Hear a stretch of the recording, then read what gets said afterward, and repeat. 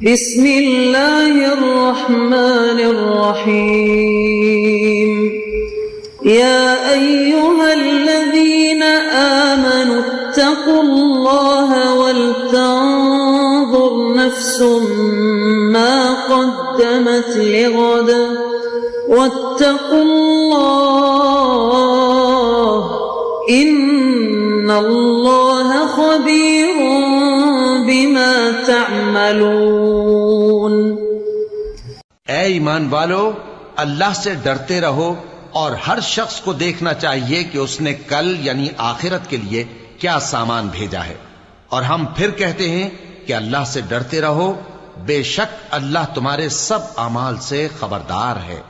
بسم اللہ الرحمن الرحیم، الحمد للہ رب العالمین، والصلاة والسلام على اشرف الانبیاء والمرسلین وعلى آلہ واصحابہ اجمعین ومن تبعہم بإحسان الى یوم الدین۔ قابل صد احترام حضرات شائقین و شائقات سچا پیغام، السلام علیکم ورحمۃ اللہ وبرکاتہ۔ آج کی محفل میراث النبی کے نورانی پروگرام میں آپ کا استقبال ہے۔ اہلا و سہلا مرحبا۔ ہم آپ تمام حضرات و مستورات کا خیر مقدم کرتے ہیں۔ محترم حضرات و خواتین، تعلیم کا آغاز ہو رہا ہے۔ سب سے پہلے آداب تعلیم کا لحاظ کرتے ہوئے تعلیم کی طرف متوجہ ہو جائیں۔ پورے دھیان سے سننا، عمل کی نیت سے سننا اور تبلیغ کی نیت سے سننا، یعنی سنی ہوئی باتیں دوسروں تک پہنچانے کے جذبے سے سننا چند خاص آداب تعلیم ہیں۔ امید ہے کہ آپ حضرات ان آداب کا ضرور خیال رکھیں گے۔ جزاکم اللہ۔ بسم اللہ الرحمن الرحیم۔ بنی اسرائیل کے بادشاہ کا واقعہ۔ بنی اسرائیل میں ایک بادشاہ تھا، اس کے پاس کسی عابد کا تذکرہ ہوا۔ بادشاہ نے اسے بلا بھیجا اور منت سماجت کر کے اسے اپنے پاس رکھنے کی کوشش کی۔ عابد نے کہا، بادشاہ سلامت، بات تو بہت اچھی ہے، مگر یہ بتلائیے کہ اگر آپ کسی دن مجھے اپنی باندی کے ساتھ خوش طبعی کرتے ہوئے اپنے حرم سرا میں دیکھ لیں تو کیا ہوگا؟ بادشاہ غضبناک ہو کر بولا، او بدکار، تو میرے گھر میں ایسی جرات کرے گا؟ عابد کہنے لگا، میرا رب کتنا کریم ہے کہ دن میں 70 گنا بھی دیکھے تو مجھ پر غضبناک نہیں ہوتا، اور نہ ہی اپنے دروازے سے بھگا دیتا ہے، اور نہ ہی مجھے اپنے رزق سے محروم کرتا ہے، تو میں اس کا دروازہ کیسے چھوڑوں اور ایسے آدمی کے دروازے پر آ پڑوں جو نافرمانی کرنے سے پہلے ہی غضبناک ہو رہا ہے؟ اگر جرم کرتے ہوئے دیکھ لے تو نامعلوم کیا کرے گا؟ یہ کہہ کر اٹھ کر چل دیا۔ زنا کے جرم میں بنی اسرائیل پر طاعون کا عذاب۔ بنی اسرائیل پر اللہ کی طرف سے اس عذاب کا آنا احادیث میں بیان کیا گیا ہے۔ ایک جگہ بلعم نامی ایک آدمی رہا کرتا تھا جو مستجاب الدعوات سے مشہور تھا، یعنی اس کی ہر دعا اللہ تعالیٰ قبول کر لیا کرتے تھے۔ حضرت موسیٰ علیہ السلام بنی اسرائیل کے ساتھ اس علاقے میں جانے کے لیے نکلے جس میں بلعام رہتا تھا۔ وہاں جانے کا مقصد وہاں کی کافر قوم سے جہاد کرنا تھا۔ بلعام کی قوم بلعام کے پاس آئی اور کہا کہ موسیٰ اور بنی اسرائیل پر بددعا کر دو۔ اس نے کہا، میں اللہ سے مشورہ کر لوں گا۔ بعد مشورہ اس کو منع کر دیا گیا کہ موسیٰ علیہ السلام پر بددعا نہ کیا کرو۔ اس کے بعد اس کی قوم تحائف اور ہدیہ وغیرہ لے کر آئی۔ اس نے پھر وہی کہا، میں اللہ سے معلوم کر لوں گا۔ اب اللہ کی طرف سے اس کو کوئی جواب نہ ملا۔ قوم نے کہا، اگر یہ کام برا ہوتا، یعنی بددعا دینے والا کام برا ہوتا، تو اس سے آپ کو منع کر دیا جاتا۔ اس پر وہ بددعا کرنے کے لیے تیار ہو گیا اور حضرت موسیٰ علیہ السلام اور ان کی قوم کے لیے بددعا بھی کی، اور اس کی زبان سے ایسے الفاظ نکلے جس سے خود اس کی قوم پر بددعا ہو گئی۔ اس پر اس کی قوم نے اس پر ملامت کی۔ اس نے کہا، میں تمہیں بتاتا ہوں کہ بنی اسرائیل کی ہلاکت کس چیز میں ہے۔ اس نے کہا کہ تم اپنی عورتوں اور لڑکیوں کو بنی اسرائیل میں بھیج دو تاکہ بنی اسرائیل ان سے ملوث ہو جائیں اور زنا کر کے ہلاک ہو جائیں۔ چنانچہ ایسا ہی کیا گیا۔ اس کے نتیجے میں بنی اسرائیل ان عورتوں سے ملوث ہو گئے۔ اس پر بنی اسرائیل پر طاعون کا عذاب آیا اور ایک دن میں 70,000 بنی اسرائیل ہلاک ہو گئے۔ حضرت داؤد علیہ السلام کی دعا سے طاعون چلا گیا۔ بنی اسرائیل پر حضرت موسیٰ علیہ السلام کے زمانے میں جس طرح یہ عذاب آیا، حضرت داؤد علیہ السلام کے زمانے میں بھی بنی اسرائیل پر طاعون کا عذاب آیا تھا۔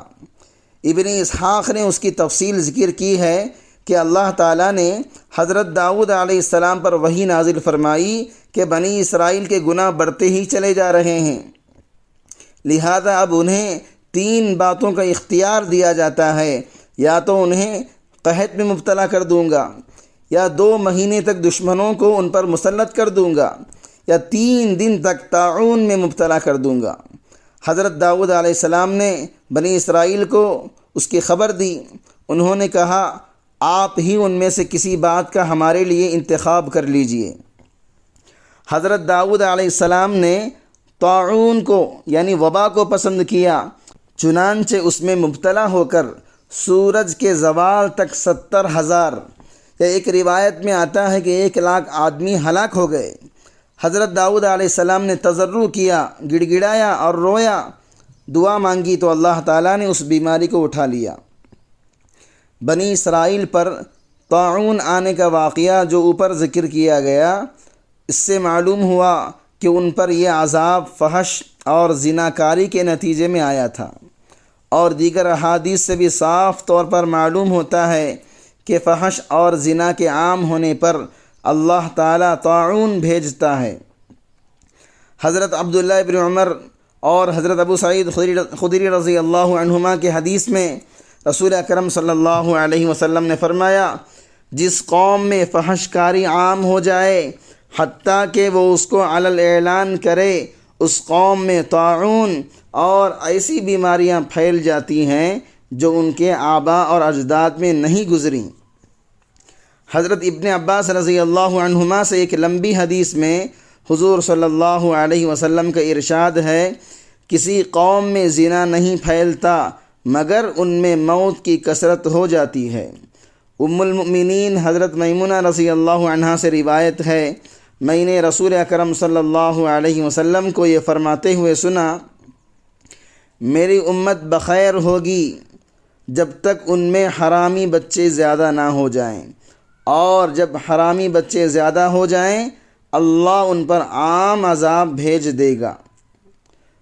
طبرانی رحمۃ اللہ علیہ نے معجم کبیر میں اسی حدیث کے الفاظ روایت کیے ہیں، میری امت بخیر ہوگی، اپنے معمور پر قابو رکھنے والی ہوگی جب تک کہ ان میں حرامی بچوں کا ظہور نہ ہو جائے، اور جب حرامی بچوں کا ان میں ظہور ہو جائے تو مجھے خوف ہے کہ اللہ ان پر عام عذاب بھیج دے گا۔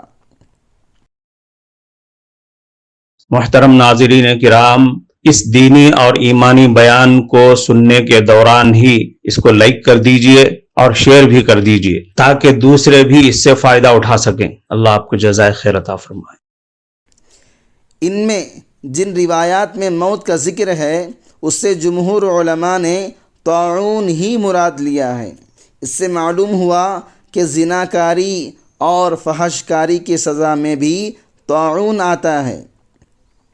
فتنے کے وقت خاموش رہنے میں حکمت ہے۔ جب حضرت موسیٰ علیہ السلام کوہ طور پر گئے، اللہ تعالیٰ سے تورات حاصل کر لی تو قوم میں اپنے بھائی حضرت ہارون کو چھوڑ گئے۔ موسیٰ علیہ السلام کے جانے کے بعد ان کی قوم نے سونے چاندی کا ایک بچھڑا بنا لیا اور اسے پوجا کرنا شروع کر دیا۔ حضرت ہارون علیہ السلام نے انہیں بہت سمجھایا مگر وہ نہ مانے۔ آخر تنگ آ کر وہ چپ ہو گئے کہ کہیں ان میں زیادہ اختلاف نہ ہو جائے۔ کوہ طور سے واپس آ کر حضرت موسیٰ علیہ السلام نے ان لوگوں کو بتایا کہ تم نے بہت برا کیا، سب نے اپنے گناہوں کا اقرار کیا اور آئندہ کے لیے توبہ کی۔ بنی اسرائیل کی سرکشی۔ جب حضرت موسیٰ بنی اسرائیل کی ہدایت کے لیے کوہ طور سے آسمانی کتاب تورات لے کر آئے اور بنی اسرائیل کو اس پر عمل کرنے کا حکم دیا، تو اس وقت انہوں نے حضرت موسیٰ علیہ السلام سے کہا کہ ہمیں اس بات کا یقین کیسے آئے کہ یہ کتاب اللہ تعالیٰ ہی نے نازل کی ہے۔ اس پر اللہ تعالیٰ نے حضرت موسیٰ علیہ السلام سے فرمایا کہ وہ قوم سے 70 نمائندے منتخب کر کے انہیں کوہ طور پر لے آئیں۔ چنانچہ کوہ طور پر ان کو اللہ تعالیٰ کا کلام سنا دیا گیا، لیکن اب انہوں نے اپنے مطالبے کو بڑھا کر یہ کہا کہ ہمیں تو اس وقت تک تورات پر یقین نہیں آئے گا جب تک ہم اللہ تعالیٰ کو کھلی آنکھوں سے دیکھ نہ لیں۔ ان کے اس غلط مطالبے کی وجہ سے بجلی کی کڑک نے ان کو آ لیا، جس نے زلزلے کی کیفیت پیدا کر دی اور وہ سب کے سب بے ہوش ہو کر گر پڑے۔ اس کے بعد اللہ تعالیٰ نے ان کو دوبارہ زندہ کر دیا کہ پھر ایسی بات زبان سے کبھی بھی نہ نکالیں۔ کفارہ مجلس کی دعا پڑھ لیجئے۔ سبحانک اللہم و بحمدک اشہد ان لا الہ الا انت استغفرک و اتوب الیک۔ معزز شائقین و شائقات سچا پیغام، آپ کو اندازہ لگ گیا ہوگا کہ یہ مضمون کتنا اہم ہے اور کس قدر فائدہ مند ہے۔ کم سے کم درجے میں سوشل میڈیا کے ذریعے سے بھی ہم اس کو زیادہ سے زیادہ شیئر کریں گے تو دعوت کے فریضے کی کوششوں میں ہم بھی اپنا کچھ حصہ ڈالنے والے بن سکتے ہیں۔ لہٰذا زیادہ سے زیادہ اس کو عام کریں تاکہ پوری دنیا کے ہندوؤں کی غلط فہمی دور ہو جائے اور انہیں یہ زمینی حقیقت معلوم ہو جائے، اور وہ اپنے اصل مذہبی لیڈر پیغمبر آخر الزماں حضرت محمد الرسول اللہ صلی اللہ علیہ وسلم کو ماننے پر مجبور ہو جائیں اور کلمہ پڑھ کر آپ کے ساتھ ساتھ وہ بھی جنت میں جانے والے بن جائیں۔